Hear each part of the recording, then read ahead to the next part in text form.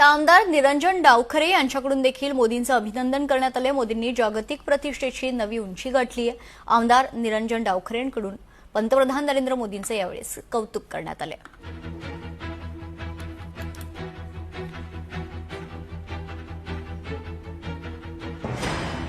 मोदीजींच्या सरकारला 12 वर्ष पूर्ण झाले आणि एक नवा विक्रम खऱ्या अर्थाने मोदीजींच्या माध्यमाने पंतप्रधान पदावरती झालेला आहे। आपण बघितलं की या 12 वर्षाच्या कार्यकाळामध्ये देशाला एक वेगळ्या उंचीवरती नेण्याचं काम मोदीजींच्या माध्यमाने झालेलं आहे।